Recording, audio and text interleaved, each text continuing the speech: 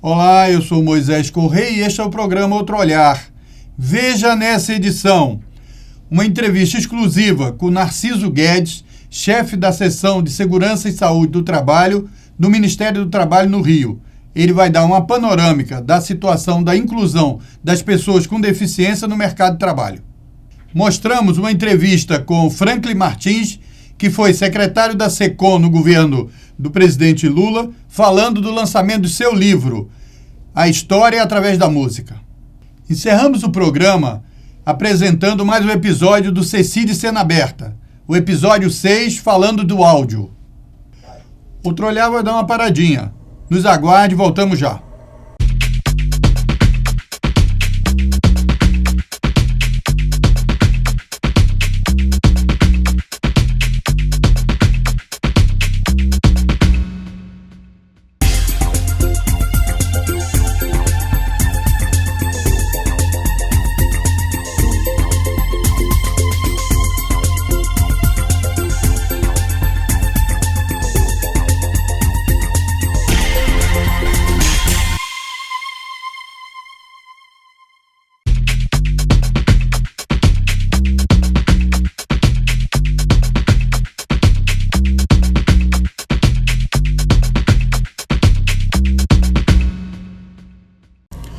O programa Outro Olhar debate hoje a inclusão da pessoa com deficiência. E para tal, já agradece por estar recebendo aqui o Narciso Guedes, que é chefe da seção de Segurança e Saúde do Trabalho na Superintendência Regional do Trabalho do Ministério do Trabalho no Rio de Janeiro. Narciso, obrigado mais uma vez pela sua presença aqui. E o que você poderia dizer do panorama da inclusão da pessoa com deficiência no mercado de trabalho? Muito bem.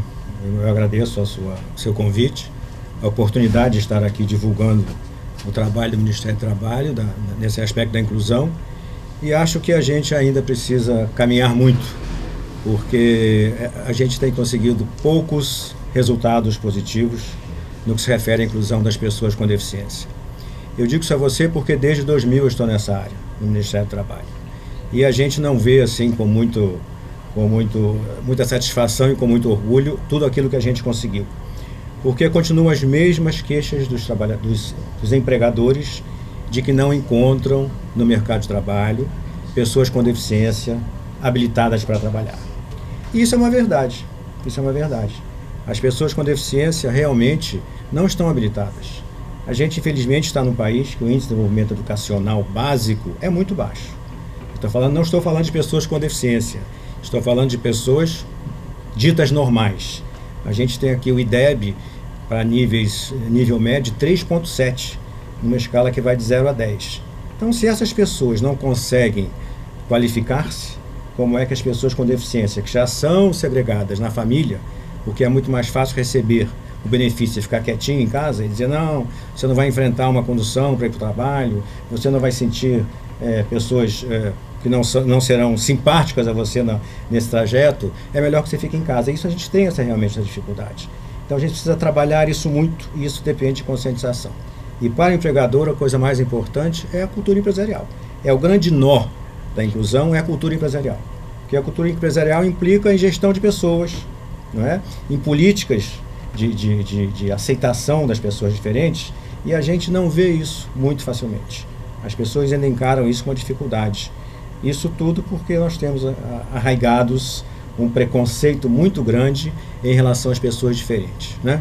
Então, Narciso, agora, para os nossos telespectadores entenderem melhor, conceitua o que é a pessoa, o que é considerado uma pessoa com deficiência. Dá um conceito geral para o pessoal entender. Na nossa legislação, a gente teve um caminhar com relação a isso, né? E desde 1991, que as empresas foram obrigadas a contratar pessoas com deficiência, desde que elas tivessem mais de 100 trabalhadores. Isso no percentual de 2% a 5%, de acordo com o número de empregados. E aí nós temos um decreto que diz que esse decreto 3298 enquadra as pessoas. Então só poderiam contratar pessoas com tais e tais tipos de problemas sensoriais, fossem auditivos ou visuais, físicos ou transtornos mentais. Então, isso foi em 1998. Depois, em 2004, houve uma mudança do decreto. Mas o decreto continuou usando a palavra enquadramento, como se fosse fácil enquadrar pessoas. É muito difícil enquadrar pessoas. É muito mais difícil ainda enquadrar pessoas com deficiência, porque elas formam um grupo muito heterogêneo.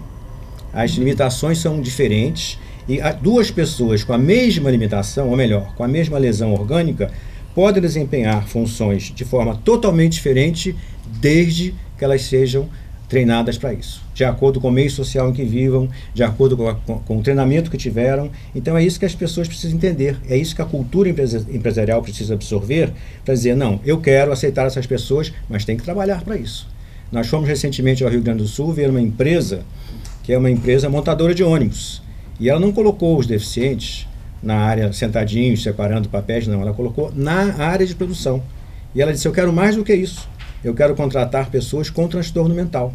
Porque a partir de 2009, que eu preciso enfatizar bastante isso, nós temos a Conferência Internacional da Pessoa com Deficiência, que foi elaborada lá em Nova York, não por mim, mas por pessoas com muito mais saber do que eu, com vários deficientes participando, e que elas disseram o seguinte, deficiência é um termo em evolução. A gente ainda não sabe definir deficiência. E a partir daí incluíram os transtornos mentais, que aqui no Brasil não era aceito, até que esse decreto foi promulgado. Foi a primeira vez que um tratado de direitos humanos foi tratado como emenda constitucional. Isso nunca tinha acontecido aqui no Brasil. Foi votado como tal e faz parte da Constituição. Então, nele estão inseridas as pessoas com transtorno mental. E, além disso, esse preâmbulo, que eu acho que é muito importante, que deficiência ainda não pode ser definida muito facilmente. Cada pessoa é um deficiente e precisa ser olhada dessa maneira. Eu preciso saber como é que essa pessoa se vê e que oportunidade que ela precisa para que a vejam. Então isso não pode ser só responsabilidade do médico da empresa. É preciso outros olhares. É preciso olhar histórico, é preciso olhar político, é preciso o olhar da gestão daquela empresa, é preciso o olhar econômico-social de onde aquela pessoa vive, porque cada pessoa vai responder de uma forma diferente com a sua limitação à oportunidade que lhe oferece. Você falou, só para a gente resgatar, um dos aspectos que você falou da legislação e de que em 2009 o Brasil passou a se inserir também numa legislação foi um mundial. Foi um novo paradigma, porque o Brasil aceitou a Conferência Internacional das Pessoas com Deficiência como um decreto, é o decreto 6949. E essa conferência é da ONU? Essa conferência é da ONU. É da ONU de todos os países. Nós assinamos essa conferência, ela entrou como decreto na nossa Constituição, e ela é muito clara em dizer que hoje a gente entende que deficiência é o resultado de uma equação.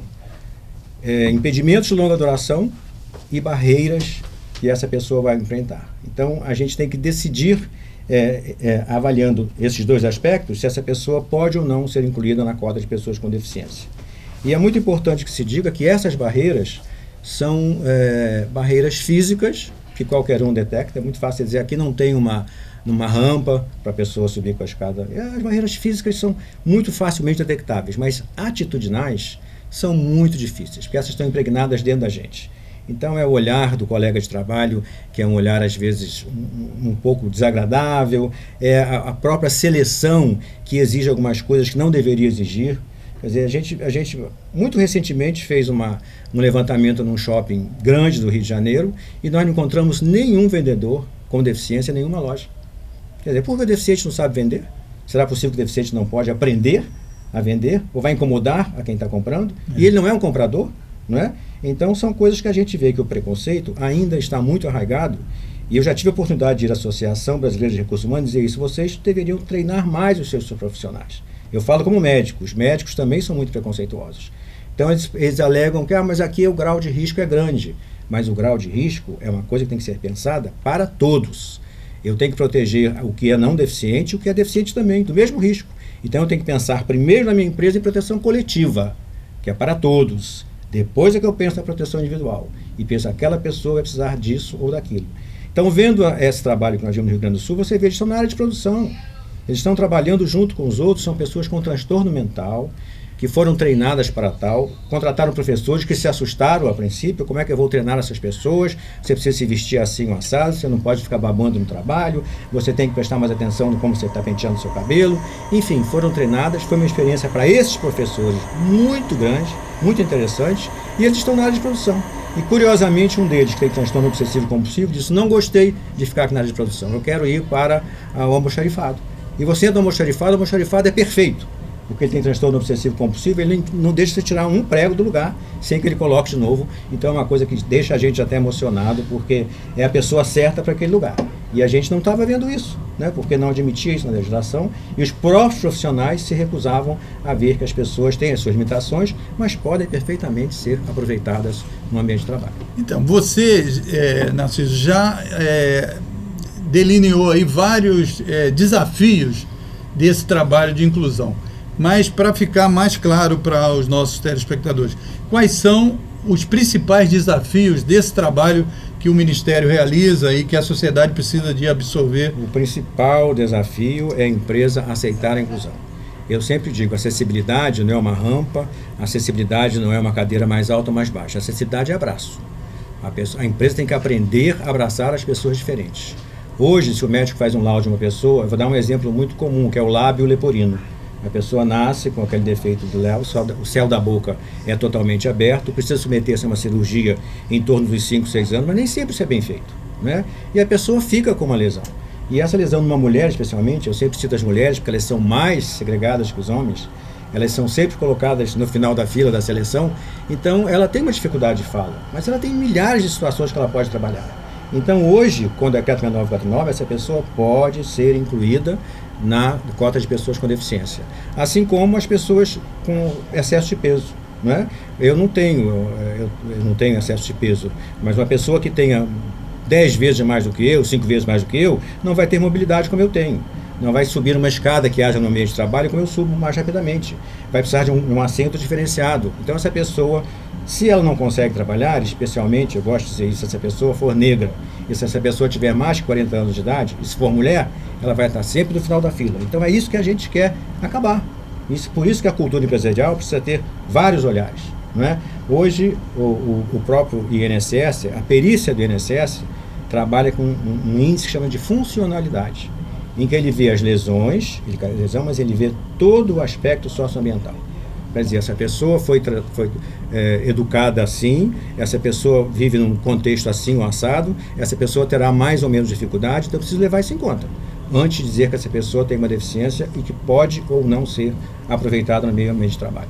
Pelo que você está falando, ainda há um preconceito muito forte na sociedade.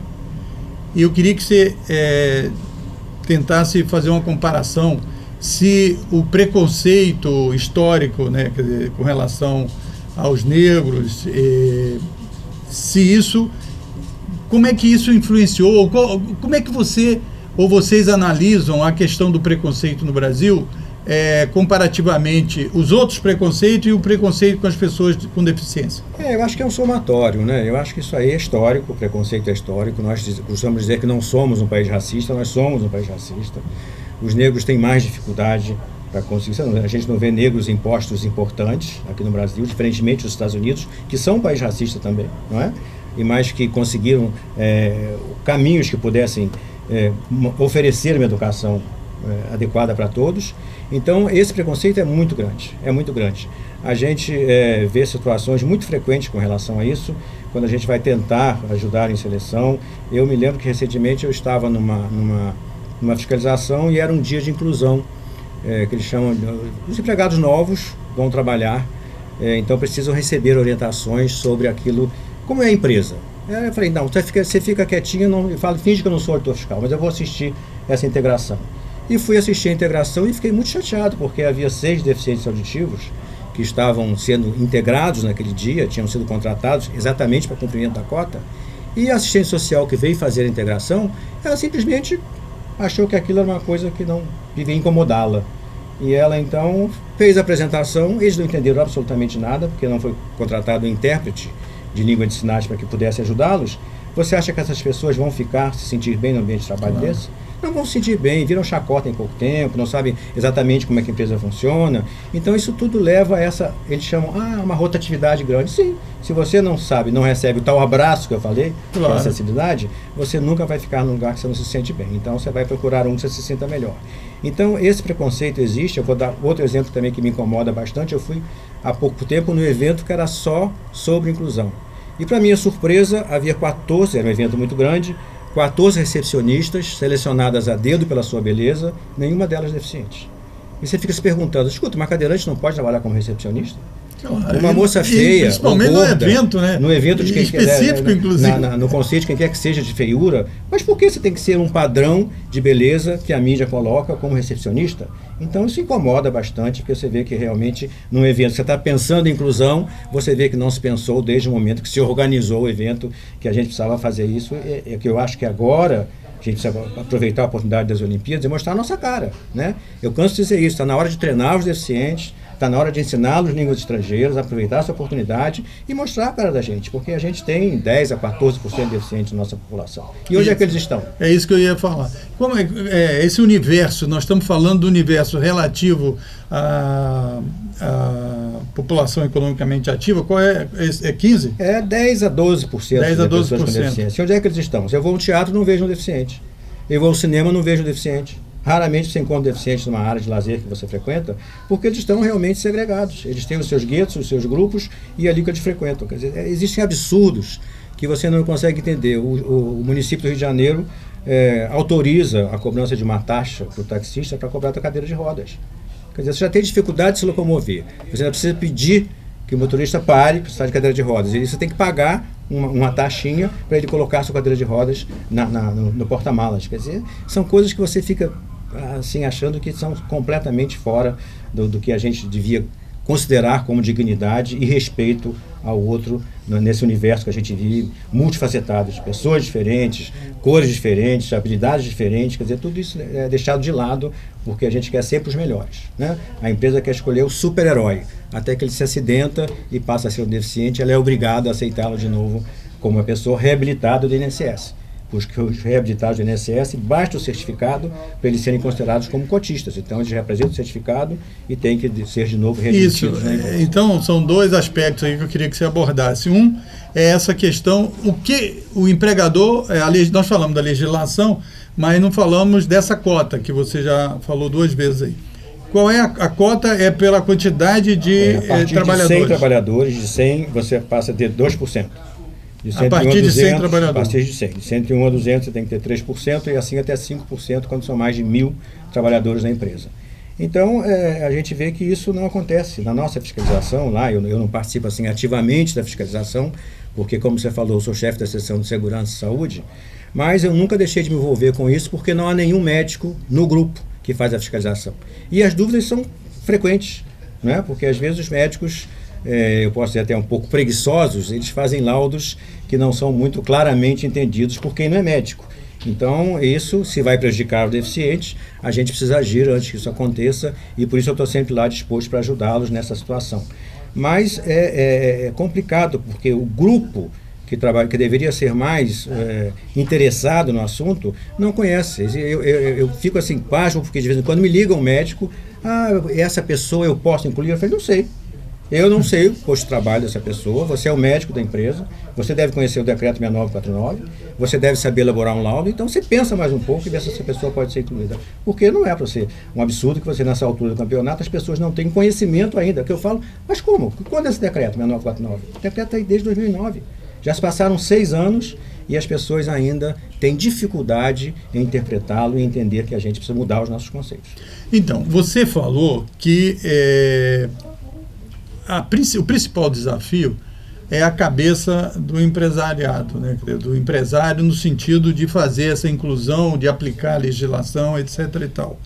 Agora, a dificuldade de você qualificar o deficiente, a pessoa com deficiência, ela está mais para o setor público ou para o próprio setor empresarial, porque a questão da preparação profissional dos trabalhadores é uma das principais responsabilidades do Sistema S. Então, até que ponto porque me parece que a legislação avançou e esse trabalho, que é fundamental para permitir que a legislação possa ser aplicada, está meio ainda... Primeiro, o empregador precisa entender que existe uma coisa da Constituição chamada responsabilidade social da empresa. Isso é constitucional, né? Assim como o princípio da solidariedade, também é constitucional. Então, se eu tenho uma empresa, é preciso primeiro que eu tenha essa vontade. Eu quero, então eu vou treinar pessoas, vou habilitar pessoas, então eu vou ficar na minha empresa, não tem problema. Mas alguns eu vou aproveitar, outros nós já fizemos isso no ano 2000 aqui. A gente tinha empresas grandes que se propunham a treinar, a qualificar nos mais diversos cursos. A gente tem hoje uma equipe de mulheres deficientes que trabalham em uma cooperativa em Realengo e todas foram treinadas nessa situação. A empresa não tinha costureiras, mas eu vou treiná-las. E elas vão fazer parte da cota, porque eu vou subvencionar esse trabalho e eu vou contratar. Há ainda um aspecto interessante, que é a contratação de atletas. A empresa pode contratar e pode promover um grupo de pessoas, cadeirantes, por exemplo, para jogarem basquete, o que eles acharem melhor, e eles serão empregados na empresa. Eles terão carteira assinada, terão 13º salário, terão férias, mas estarão o tempo todo disponíveis para treinamento. E para levar na sua camiseta o nome da empresa e propagar o nome da empresa onde quer que eles forem. Não, inclusive na Olimpíada aí do Parapão, o Brasil deu inclusive nos Estados Unidos, no Canadá, em todo mundo.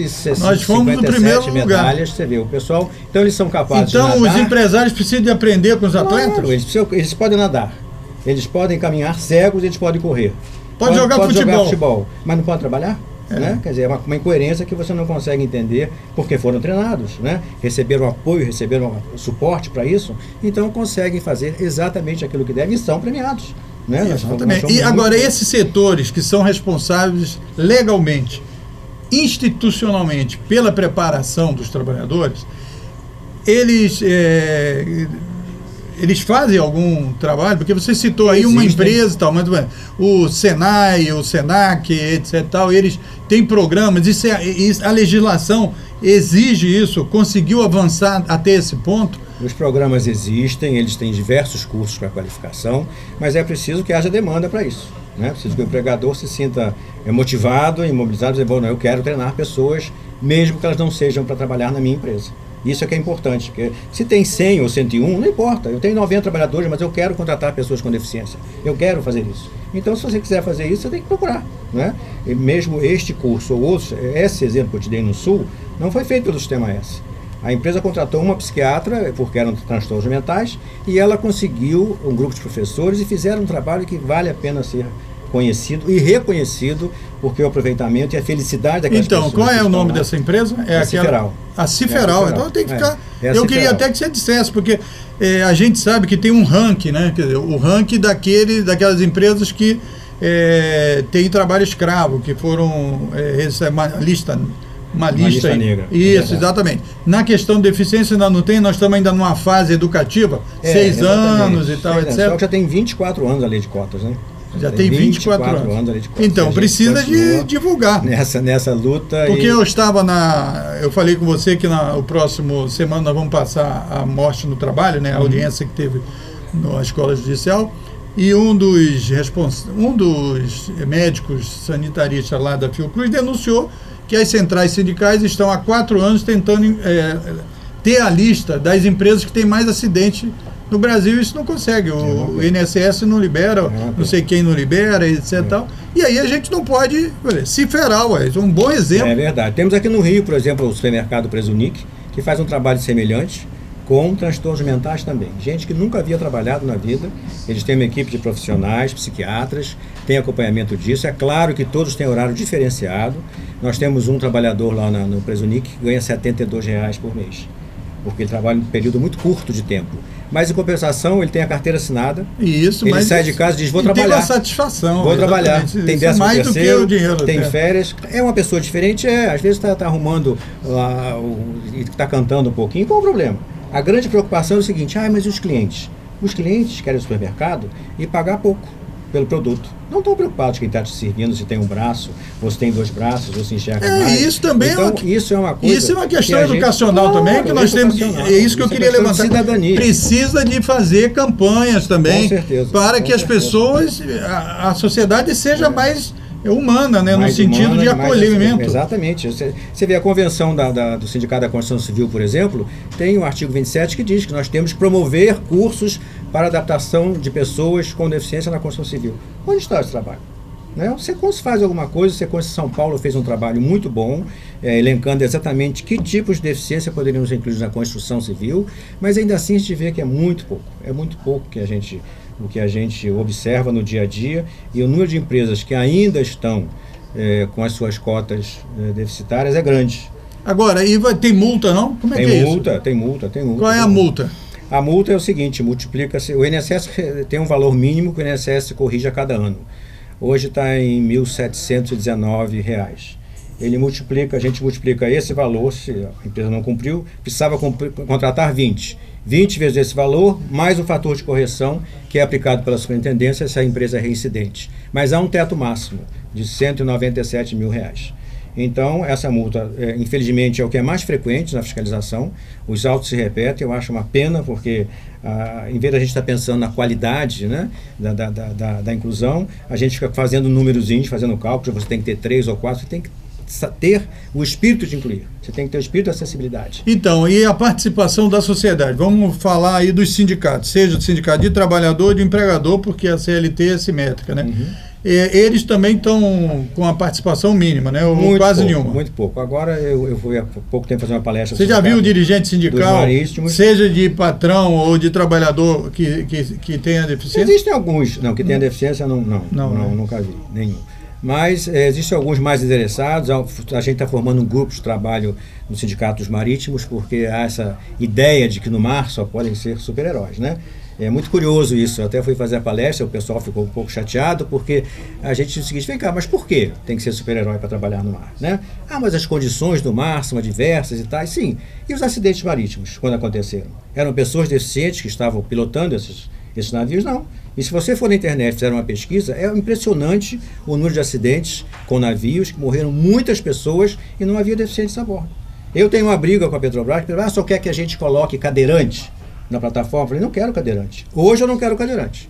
Mas não sei se daqui a 10 anos, porque a robótica é uma ciência que está cada ano vencendo obstáculos fantásticos.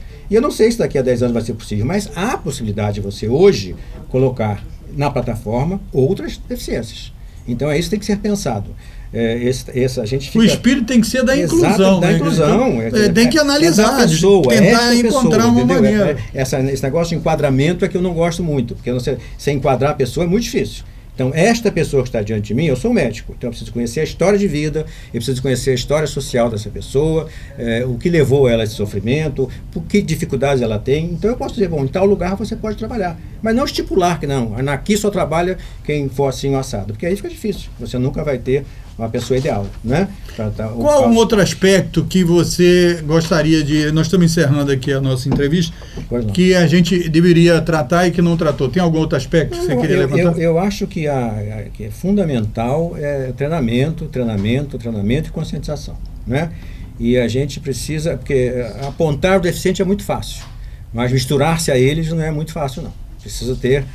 apetência para isso, né? Eu falo isso com muita tranquilidade. Então eu quero falar exatamente sobre isso, porque eu achei aqui, primeiro eu estou aqui entusiasmado com você, né? Quer dizer, a sua inclusão no tema, você domina isso assim com uma naturalidade, com uma tranquilidade e com emoção. Então vamos lá. Você é médico. Eu sou médico. E você me disse que tem um filho. Eu tenho um filho deficiente. Conta a sua experiência, porque eu acho que é importante o meu filho também. Tem 34 anos de idade, teve meningite aos 2 anos de idade e perdeu a audição. E a gente achou que esse não era o pior dos mundos, porque a surdez tem vários recursos, tem escolas especializadas, mas aos 15 anos ele fez um surto psicótico. Então ele tem um duplo estigma, ele é surdo e tem um transtorno mental. Então não é fácil conviver com isso, a gente precisa ter muita coragem para conviver com isso, mas isso certamente não me abalou, nem a mim nem a minha esposa. Acho que a gente melhorou muitíssimo, a gente se tornou pessoas melhores, porque mesmo em todas as dificuldades que a doença possa provocar e que a deficiência pode trazer, a pessoa é uma pessoa com sentimentos. E ele pinta quadros, ele pinta telas, vende telas na feira hippie lá de Ipanema, e eu acho bonitos os quadros que ele pinta. Isso é uma questão de gosto, mas fico muito orgulhoso quando vejo os trabalhos que ele produz. E você sente, assim, na sociedade, no seu ambiente que você convive, etc. Tal, você sente na pele tudo que você debateu aqui, muito preconceito? Então fala um pouco sobre isso. Muito preconceito, para vocês terem uma ideia, que é uma história muito triste. Meu filho foi agredido dentro do Museu de Arte Moderna. Dentro do Museu de Arte Moderna. Ele tem um acompanhante, que eu não gosto que ele ande sem acompanhante por causa disso, porque já apanhou outras vezes na praia. Então, dentro do Museu de Arte Moderna, ele não proibiram a entrada do acompanhante, porque não tinha dinheiro para pagar na hora. Eu não podia estar lá naquela hora, disse, não, volta outro dia. Não, ele quer entrar, ele entrou. Entrou, não entendeu as ordens dos guardas lá, os seguranças agrediram ele, porque ele é forte, ele é grande, ele não fica quieto, e ele lembrar do óculos quebrado, devolveram o acompanhante. E eu ajuizei isso, achei um absurdo, uma coisa totalmente inaceitável, e nós não ganhamos a causa, porque as câmeras nesse dia do Museu de Arte Moderna não estavam funcionando, então eu não consegui provar. A juíza disse, não, pode ter sido agredido em outro lugar. Então, apesar de perícia feita no Instituto Médico Legal, apesar do depoimento da polícia, apesar do depoimento do acompanhante, a gente não conseguiu, para você ver a que ponto chega a dificuldade. Então, a dificuldade e o preconceito, ele isso é um perpassa que tinha o nosso apoio, né? Eu podia fazer isso. E aquele que é pobre e que vai lá e que não é bem recebido e que tem que voltar para casa deprimido ou excluído porque não consegue chegar. Então, aí você vê a ideia de como é grande o preconceito, né? E o doente mental é pior, porque o doente mental toma medicamentos que deixam, às vezes, algumas sequelas, a boca fica um pouquinho mais aberta, a língua às vezes tem um pouquinho, sai um pouquinho da boca. Então, a primeira é drogado. É a primeira ideia que a sociedade faz, sem tomar conhecimento nenhum de que os medicamentos têm esses resultados e que a gente precisa aceitar isso, porque quem é que amanhã vai ser um doente mental? Quem sabe? Ninguém sabe. O nosso cérebro tem um limiar muito tênue entre o cérebro normal e o cérebro doente. E a gente precisa ter sorte de permanecer do lado do que a gente chama de normal, porque por qualquer situação a gente pode passar para o outro lado. Narciso, eu estou super emocionado aqui em estar aqui com você fazendo essa entrevista. Eu adorei. Nós vamos para um pequeno intervalo e voltamos com uma homenagem que o programa vai fazer ao Narciso. Obrigado pela sua companhia. Voltamos já. Obrigado. É uma honra ter a oportunidade de homenagear um colega tão querido, uma pessoa e um profissional tão dedicado, que é o Narciso Guedes. Ou melhor, Dr. Narciso Guedes. Médico, formado pela Universidade Federal do Rio de Janeiro no ano de 1974. Ele concluiu a residência médica em cardiologia no Hospital Moncorvo Filho. Transferiu-se para a cidade de Tupã, em São Paulo. Clinicou como cardiologista e clínico geral, inclusive assumindo a direção de Gerontologia e Assistência Social Evangélico, no Cosme Velho. Ele foi selecionado para dirigir o Serviço de Saúde do Moinho Fluminense, período onde fez a pós-graduação em Medicina do Trabalho na Universidade Federal Fluminense. Gerenciou o plano de saúde de todo o Grupo Santista, que era composto por mais de 4.800 trabalhadores, denominada Sociedade de Assistência Médica Social. Em 1992, foi convidado a chefiar o Serviço de Saúde Ocupacional da Vale Sul Alumínio, quando ele foi aprovado para o concurso para médico da Comissão Nacional de Energia Nuclear, no período em que acumulou as duas funções, até ser aprovado em 1998 para o cargo de médico do trabalho do Ministério do Trabalho e Emprego, lotado em Porto Velho, capital de Rondônia. Ele retornou ao Rio de Janeiro no ano de 2000, onde assumiu a chefia da Seção de Segurança e Saúde do Trabalhador, de 2001 a 2003. E, em 2003, passou a coordenar o Núcleo de Cidadania e Trabalho, que tratava da inclusão de pessoas com deficiência no mercado de trabalho. Tal núcleo foi extinto no ano de 2005. E, em agosto de 2009, ele retornou para a chefia da Segur, aonde permanece até a data de hoje. Nosso querido colega vai se aposentar agora em dezembro, mas todo o seu trabalho, a sua luta pessoal e profissional continuará com colegas como eu, que estou tendo a oportunidade de trabalhar na Fundacentro em parceria com o Ministério do Trabalho e Emprego, e a todos aqueles que lutam pela causa não só da inclusão de pessoas com deficiência no mercado de trabalho, mas também pelas questões relacionadas à segurança e saúde do trabalhador. Muito obrigada.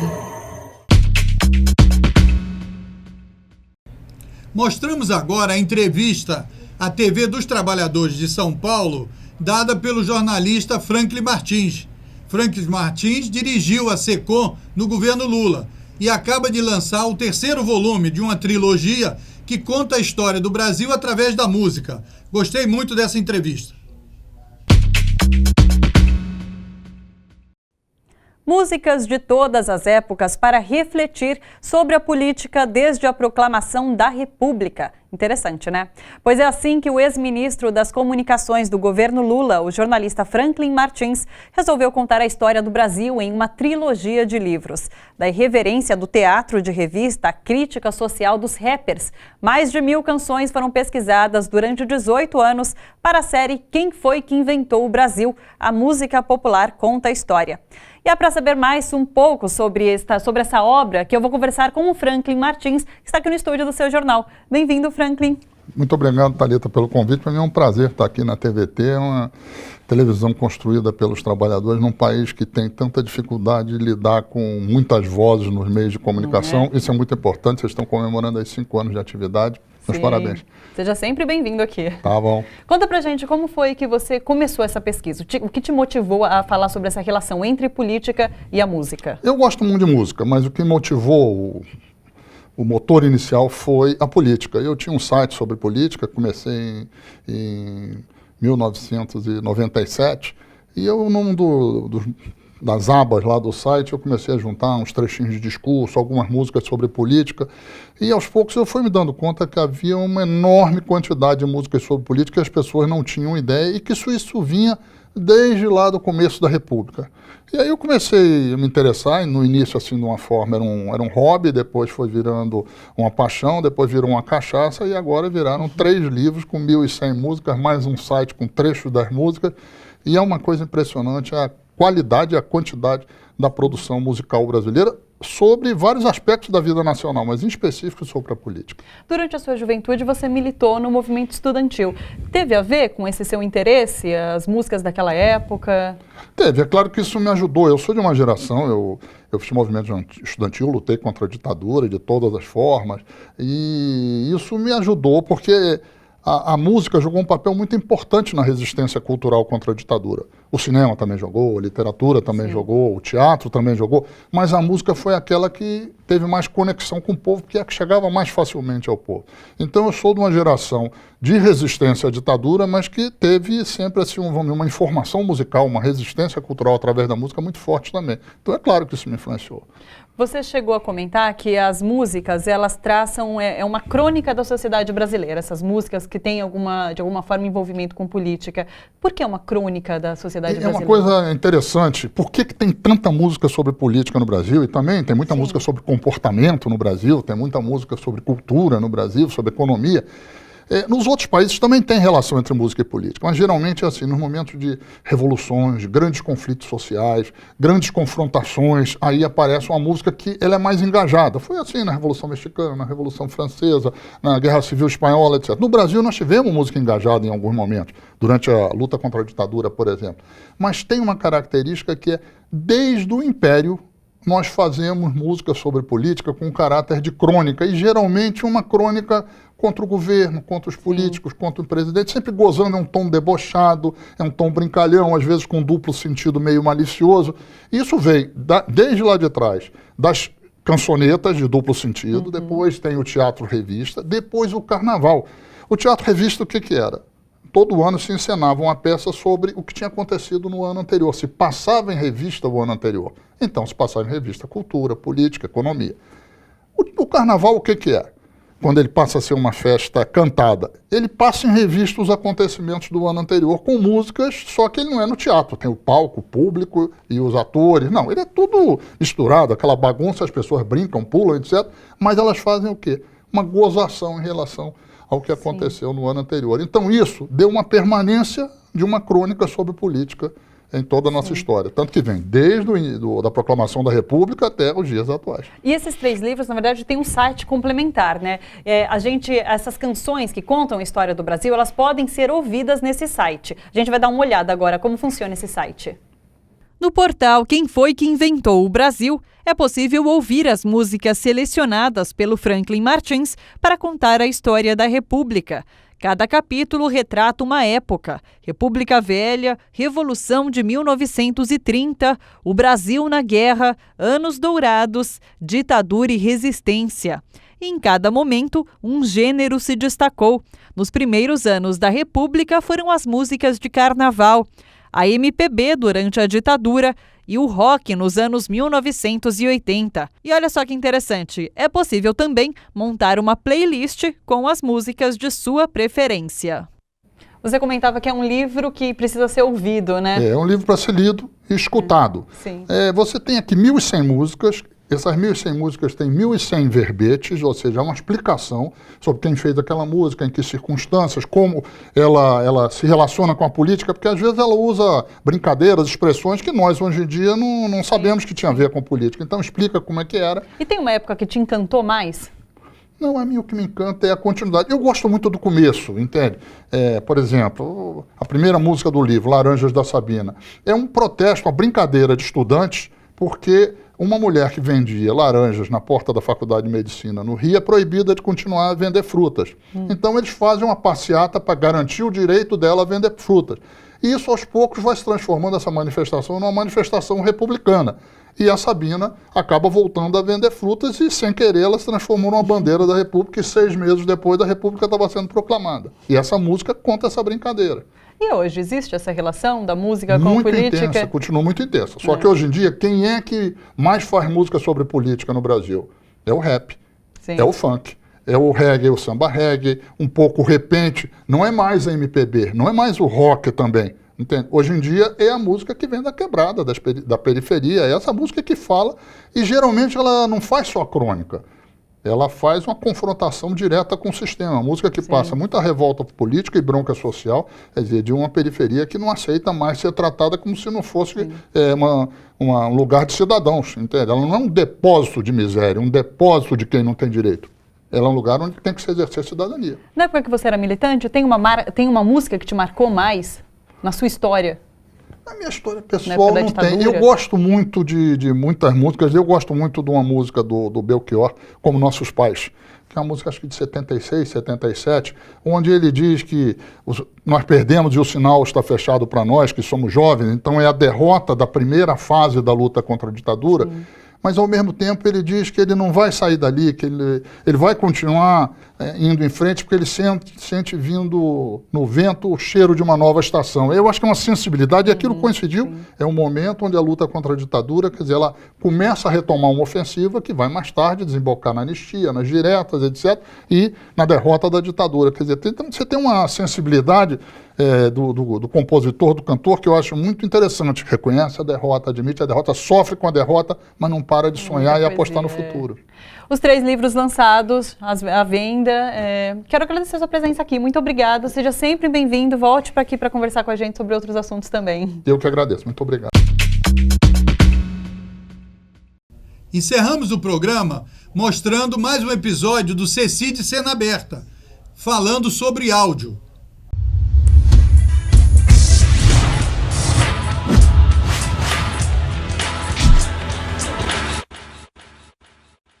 Olá, seja bem-vindo ao CECID Cena Aberta. Na produção de um vídeo, o som é fundamental.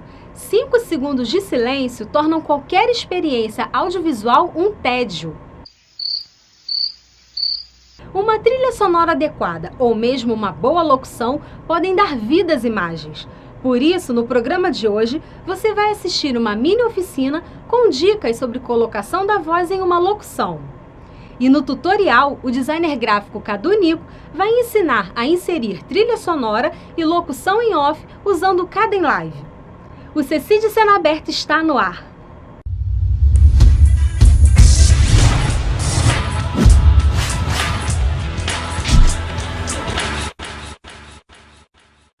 E aí, pessoal do CECID Cena Aberta, Bom, estamos aqui na área de gravação para trazer para vocês dicas e técnicas de locução. 3 dicas muito importantes são coordenação fonorrespiratória, que é você conseguir controlar a sua respiração, dicção e hidratar bem as cordas vocais. Um bom copo d'água em temperatura ambiente é ótimo para hidratar. Evitar bebidas geladas, água gelada, bebidas gordurosas tipo leite, chocolate, comidas gordurosas tipo queijo, cigarro. Isso tudo prejudica ali as suas cordas vocais antes de você fazer uma narração. Não estou falando para você parar de fazer as coisas que você gosta, não. Mas antes de fazer esse tipo de serviço, é muito bom você evitar bebida gelada, bebidas gordurosas, comidas gordurosas e hidratar com um bom copo d'água em temperatura ambiente. Bom, vamos falar de respiração, né? Coordenação fonorrespiratória. O que vem a ser a coordenação fonorrespiratória? O ato de você controlar a sua respiração, tá? A dica bacana é você controlar pelo diafragma. Como é controlar pelo diafragma? Para você controlar a sua respiração e o seu ar pelo diafragma, é importante você fazer a respiração ao contrário. Como é que é a respiração ao contrário? Você normalmente inspira o ar pelo nariz e expira pela boca, tá? Ao contrário, é exatamente isso que você imaginou aí. É você inspirar pela boca e soltar pelo nariz.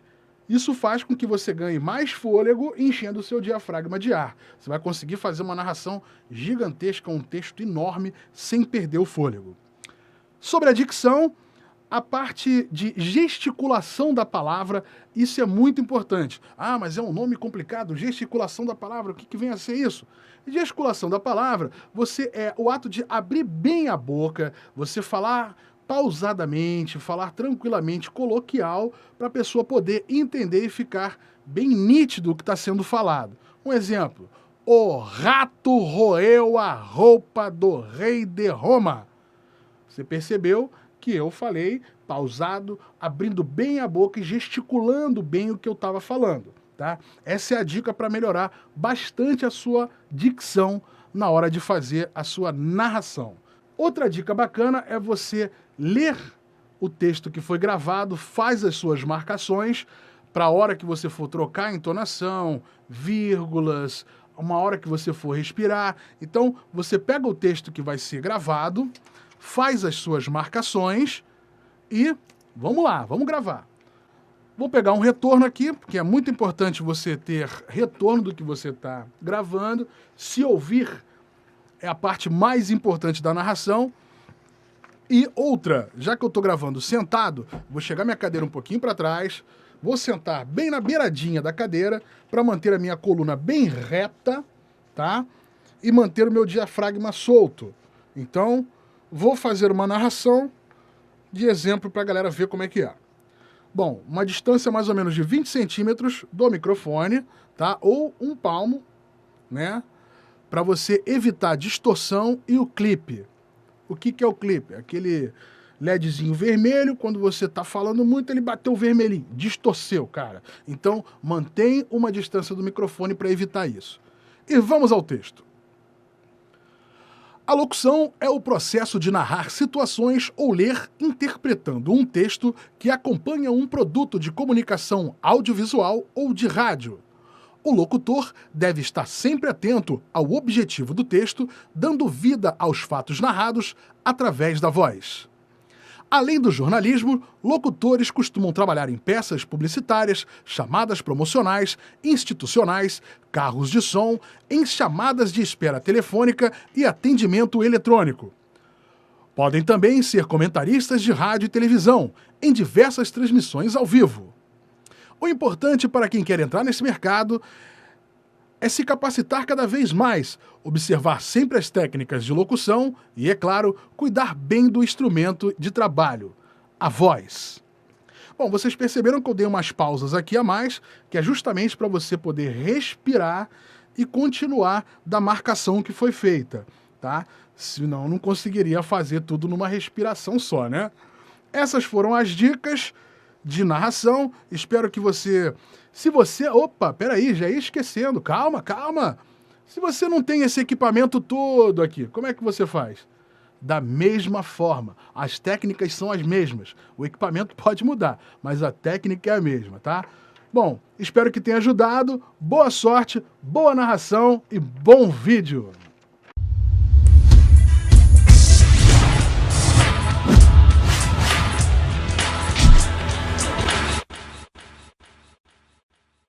Assista agora o tutorial com o Cadu Nico sobre inserção de trilha sonora e locução em off no Kdenlive.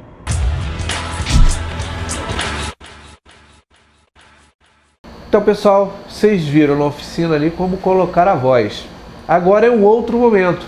Nós vamos trabalhar o vídeo, a locução em off e a trilha sonora tudo junto. Como a gente encaixa isso tudo? Bom, eu já estou com o Kdenlive aberto aqui.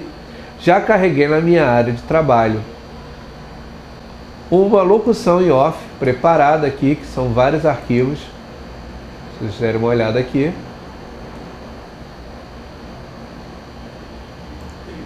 Seja bem-vindo. Vocês notaram que não tem imagem, só tem ondas. Então todo arquivo de áudio ele trabalha com as ondas ali.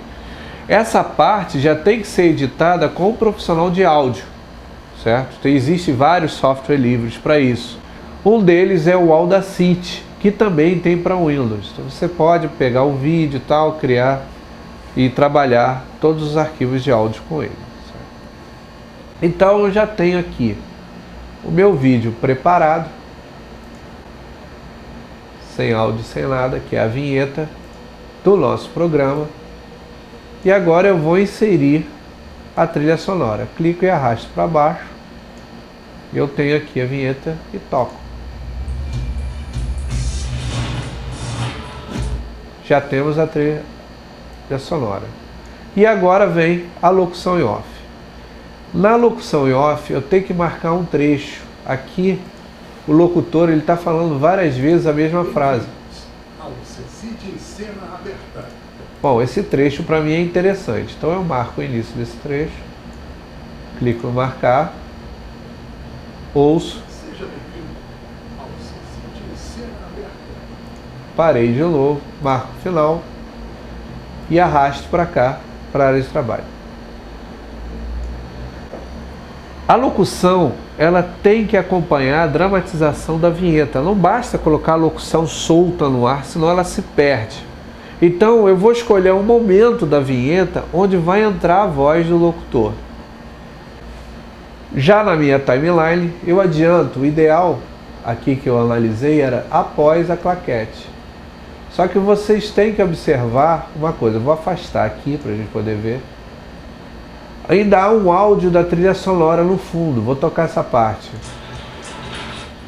E aqui para, exatamente nesse ponto para. Então, entre a vinheta, a batida da claquete e a parada da vinheta, da palavra Ceci de cena aberta, eu vou inserir aqui. Então eu vou pegar o trecho em que a trilha sonora já está subindo. Aqui, parei aqui. Então aqui eu começo a minha locução e encaixo no ponto. Volto tudo e vejo como é que ficou.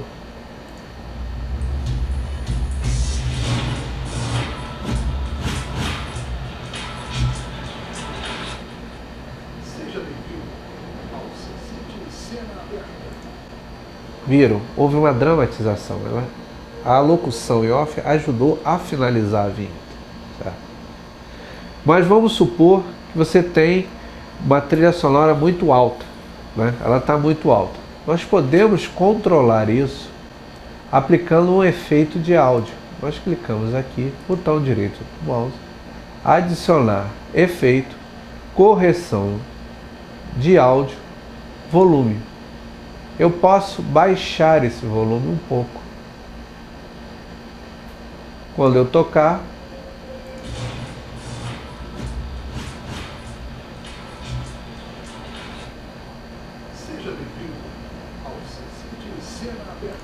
eu posso também aumentar o volume da locução. Mesma coisa, botão direito do mouse, adicionar efeitos, correção de áudio e volume. Eu venho aqui e aumento só um pouquinho a minha locução.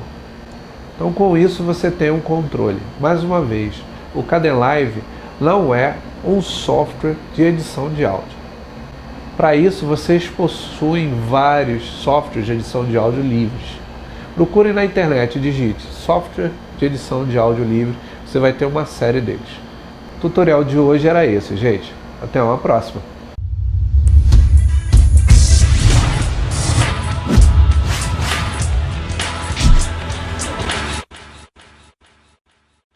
Olá pessoal do CC de Cena Aberta.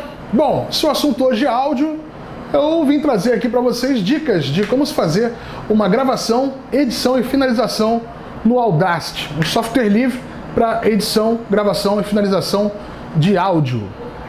Bom, em primeiro lugar, o que a gente precisa? Precisamos de um microfone para gravar a voz, tá? Nesse caso aqui é um microfone sem fio, então ele só funciona com este aparelhinho aqui que fica ligado na placa de áudio do seu computador, que é o que eu vou fazer agora. Nesse caso aqui eu vou ter que plugar na placa frontal, que vai dar uma trabalheira danada eu ir atrás do computador ligar na placa traseira. Então, vou ligar aqui na nossa plaquinha. Ok, liga aqui o receptor, liga o microfone. Já estamos quase prontos. O Audacity está aberto aqui pra gente, então eu vou passar rapidamente como é a interface. Aqui é a nossa área de gravação. Bom, aqui nós temos as ferramentas de seleção, os LEDs, né, que são os potenciômetros, os volumes do que está sendo tocado ou do que está sendo gravado, tá? As outras ferramentas aqui nós não vamos usar, porque nós só vamos gravar aqui e editar. Então vamos aqui para essa parte aqui, que isso deve te lembrar muito um controle remoto. Então nós temos aqui o botão de pause, o botão de play, o botão de stop, o botão para voltar, o botão para ir até o final da trilha e o nosso universal botãozinho vermelho para gravação. No caso do Audacity é muito fácil, se o microfone já está plugado na placa, é só você apertar na bolinha vermelha que a gente já está gravando e o áudio já está sendo captado pelo Audacity. Vou fazer uma narração aqui de improvisação só para a gente poder gravar e depois editar. Vamos lá, esse é um teste do Audacity, o melhor software para edição de áudio livre, disponível aí para todos os editores. Então beleza, já gravei uma narração básica de improvisação só para a gente poder editar. Bom, barra de espaço ele para de gravar, você pode perceber que ficou uma trilha com a gravação que a gente fez e uma trilha aqui vazia, tá? Todo o áudio ele é gravado em estéreo. Só que a voz, ela é mono, ela não vai para os dois canais, a não ser que você faça esse tipo de configuração, o que não é recomendável, já que a voz é mono, não há necessidade de você splitar ela para estéreo. Então, no caso, o que a gente tem que fazer? Transformar essa locução que a gente gravou em mono. Muito fácil. Aonde está escrito aqui faixa de áudio, você pode clicar, ele vai abrir umas funções, aí você vem aqui em Split Stereo to Mono. O que ele vai fazer? Ele separou os dois lados, ele criou duas faixas em mono. Obviamente essa faixa que está aqui vazia, a gente apaga ela. Clica no X, ela fecha e sobrou só o que a gente precisa. Tá? Vou aumentar aqui, dar um zoom na timeline. Então beleza. O que nós necessitamos é só esse pedaço da narração. Então, obviamente, o que nós fazemos? Vamos selecionar aqui todo esse trechinho, delete. Todo esse outro trechinho, delete. Pronto, a gente já tem só o que precisa para poder equalizar e comprimir. Vamos lá, esse é o teste do Audacity. Ok, um teste rápido. Então, beleza. Vocês podem perceber que o áudio não está padrão, cada um pedaço está com volume. Isso é fácil de resolver. Como? Passando um compressor. Então vamos lá, efeitos, compressor. Nós temos aqui o limiar do compressor, que é a taxa de compressão que ele vai dar. O limiar da base de ruído, que é a sobra do áudio. Ele vai tentar comprimir e expandir um pouco esse trecho. O ratio é o tanto de efeito que você vai aplicar na trilha. O tempo do ataque é o tanto de rapidez que você vai comprimir. E o tempo de decaimento é a resposta da compressão. Isso são parâmetros muito técnicos. Se você já aumentar o limiar do ruído e diminuir um pouco o limite de base, você já vai ter um parâmetro bom de compressor. Você já pode perceber que o áudio agora já ficou meio que padrão, certo? Vamos ouvir? Vamos lá, esse é o teste do Audacity, o melhor software para edição de áudio livre, disponível aí para todos os editores. Bom, gente, espero que vocês tenham entendido. Esse foi o Audacity, um software livre para gravação, edição e finalização de áudio. Até a próxima!